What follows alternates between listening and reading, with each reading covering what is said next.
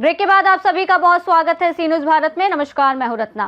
वक्त हो गया मध्य प्रदेश बुलेटिन का। बात होगी सागर की, जहां भीषण गर्मी के बीच लगातार हो रही अवैध बिजली कटौती से परेशान ग्रामीणों का गुस्सा फूट पड़ा। आगे बात करेंगे दतिया की, जहां थाना थरेट पुलिस द्वारा अवैध शराब बनाने की फैक्ट्री का किया गया भांडाफोड़। ऐसी तमाम खबरों पर विस्तार से चर्चा करेंगे। सागर जिले के केसली विकासखंड के सहजपुर से बिजली कटौती और अव्यवस्थाओं को लेकर बड़ी खबर सामने आई है। भीषण गर्मी के बीच लगातार हो रही अवैध बिजली कटौती से परेशान ग्रामीणों का गुस्सा बुधवार को फूट पड़ा। जानकारी के अनुसार दोपहर करीब 11:30 पर ग्राम सहजपुर के लगभग 200 नागरिक खाली कुप्पे लेकर बिजली कार्यालय पहुंचकर और जमकर घेराव किया। ग्रामीणों का आरोप है कि बिना किसी सूचना के लंबे समय तक बिजली काटी जा रही है, जिससे लोगों को भारी परेशानियों का सामना करना पड़ रहा है। ग्रामीणों ने बताया कि उपयंत्री रघुवंशी को फोन लगाया गया, जिस पर उन्होंने सहजपुर आने की बात कही। वहीं आरोप है कि ऑपरेटर प्रकाश कोटवार की ड्यूटी सुबह 8 बजे से दोपहर 2 बजे तक थी, जबकि हेल्पर देवी दीन ने केवल 5 मिनट का परमिट लिया था। लेकिन ग्राम सहजपुर की बिजली करीब 2 घंटे तक बंद रखी गई। इस मामले को लेकर ग्रामीणों में भारी आक्रोश देखा गया। प्रदर्शन में सचिन पांडे, नाती तिवारी, हरिओम पांडे सहित बड़ी संख्या में ग्रामीण मौजूद रहे। सागर से सी न्यूज संवाददाता प्रवीण चौबे की रिपोर्ट।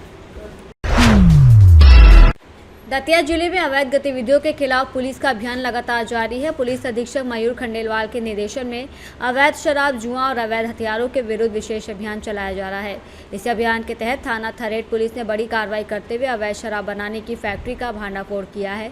कार्रवाई के दौरान आरोपी रतनलाल कंजर के कब्जे से एक प्लास्टिक ड्रम में भरी 60 लीटर कच्ची शराब, 10 प्लास्टिक ड्रम और शराब बनाने में इस्तेमाल होने वाली 2 पीपा नुमा भट्टियां बरामद की गई। वहीं दूसरे आरोपी अर्जुन कंजर के कब्जे से एक प्लास्टिक कैन में 20 लीटर हाथ भट्टी से बनी कच्ची शराब जब्त की गई। पुलिस ने मौके पर करीब 3000 लीटर गुड़ लाहन, जिसकी अनुमानित कीमत लगभग 1 लाख रुपए बताई जा रही है, नष्ट कर दिया। पुलिस ने आरोपी रतनलाल कंजर को गिरफ्तार कर उसके खिलाफ आबकारी एक्ट की धारा के तहत मामला दर्ज कर विवेचना शुरू कर दी है। दतिया से सी न्यूज संवाददाता नितिन दांतरे की रिपोर्ट। तपती धूप के बीच लोकतंत्र के पर्व को लेकर अधिवक्ताओं में खासा उत्साह देखने को मिला। मध्य प्रदेश राज्य अधिवक्ता परिषद जबलपुर के निर्देशन में पवई न्यायालय परिसर में चुनाव शांतिपूर्ण तरीके से संपन्न हुआ। न्यायिक दंडाधिकारी प्रथम श्रेणी अमित शर्मा, अधिवक्ता संघ पवई के अध्यक्ष राजेश कुमार नगायच, सचिव जमुना प्रसाद लोधी सहित अन्य अधिवक्ताओं के सहयोग से चुनाव शांतिपूर्ण ढंग से संपन्न कराया गया। चुनाव में पवई में 106, गुनौर में 30 और शाहनगर में 5 मतपत्र डाले गए। मतदान को लेकर अधिवक्ताओं में उत्साह देखने को मिला और सभी ने लोकतांत्रिक प्रक्रिया में सक्रिय भागीदारी निभाई। चुनाव को सफलतापूर्वक संपन्न कराने में वरिष्ठ अधिवक्ताओं की भूमिका भी सराहनीय रही और इस दौरान धीरेन्द्र कुमार लटोरिया, पुष्पेंद्र लटोरिया, हेतराम शर्मा, जीएन सिंह, सीएल सिगरौल सहित अन्य अधिवक्ताओं ने महत्वपूर्ण योगदान दिया। इस चुनाव में कुल 122 प्रत्याशी मैदान में उतरे, जिनका भाग्य अब मतपेटियों में बंद हो चुका है। चुनाव के संबंध में जानकारी दे। राज्य अधिवक्ता परिषद जबलपुर आज दिनांक 12/5/2026 को सुबह 10 बजे से मतदान प्रारंभ हुआ, जिसमें मतदान अधिकारी श्रीमान अमित शर्मा जी, प्रथम श्रेणी मजिस्ट्रेट उबई जी के द्वारा संपन्न कराया गया। उसमें मैं अध्यक्ष राजेश कुमार नगायच एवं सचिव श्री जमुना प्रसाद लोधी एवं न्यायालय के स्टाफ के सहयोग के रूप में सभी के द्वारा सहयोग किया गया और अधिवक्ता संघ के सभी सदस्यों के द्वारा बढ़ चढ़ कर हिस्सा लिया। इसमें पवई मतदान केंद्र में गुनौर तहसील के अधिवक्ता और शाहनगर के अधिवक्ता शामिल हुए, जिसमें 147 वोट पवई की थी, जिसमें 106 वोट पवई की पड़ी और 47 वोट थी गुनौर, जिसमें 30 वोट गुनौर की पड़ी और शाहनगर की भी वोटिंग हुई। सभी चुनाव शांतिपूर्ण ढंग से संपन्न हुआ। इसमें हमारे माननीय न्यायाधीश अमित शर्मा जी का पूरा सहयोग मिला, स्टाफ का मिला और उनके द्वारा शांतिपूर्ण ढंग से चुनाव संपन्न कराया गया। पवई से सी न्यूज संवाददाता सुरेश कुमार द्विवेदी की रिपोर्ट।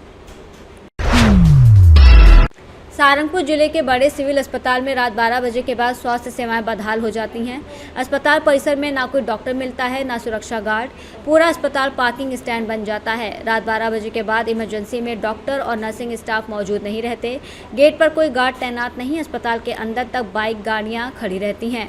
रात में आने वाले मरीजों को समय पर इलाज नहीं मिलता। दवा काउंटर बंद रहता है।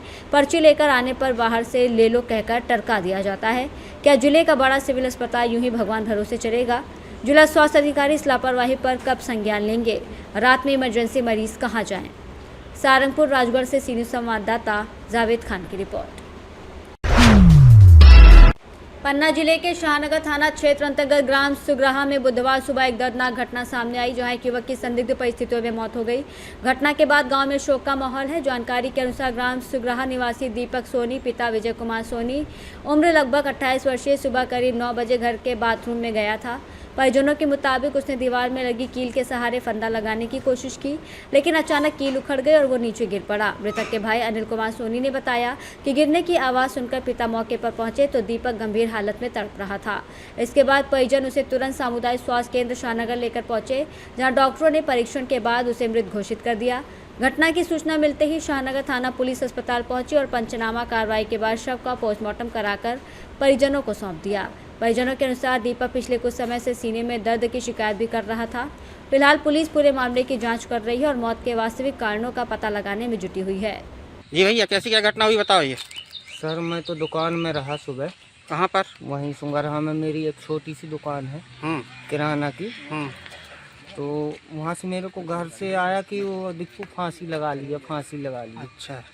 तो सर जब मैं गया वहाँ तो हमारे पापा जो रहे तो वहाँ उधर ही रहे। वो जैसे लैट्रिन में घुसा है और एकदम से गिरा होगा, या तो दरवाजा क्या कि वो खीले में लगाया था फांसी। अच्छा। तो वो खीला शायद उखड़ गया है, तो तड़भड़ाना होगा। तो हमारे पापा फिर उनको गले से रस्सी निकाले। इतने में हमको भी बुलाए वहाँ, हम लोग भी गए, ग्राम के लोग भी गए। तो उन्होंने भी बताया कि इसको अस्पताल ले जाओ। हम अस्पताल लेके आए, डॉक्टर साहब ने मृत घोषित कर दी। क्या नाम था उनका? दीपक सोनी। दीपक सोनी जी। पिताजी का नाम? श्री विजय कुमार सोनी। उम्र कितनी रही होगी? दीपक की करीबन 28 रही सर। 28 साल। जी। कोई विवाद किसी से? नहीं, वो बोल रहा था मेरे सीने में दर्द है, बस। कितने बजे की बात है ये अभी से आधा घंटा पहले की बात है। आपका नाम क्या है? मेरा अनिल कुमार सोनी है सर। ये आपके भाई साहब हैं? ये मेरा छोटा भाई। सर, ये जो एक मामला आज सुंगरहा का आया है अपने CSC में, इसके विषय में कुछ जानकारी दीजिए।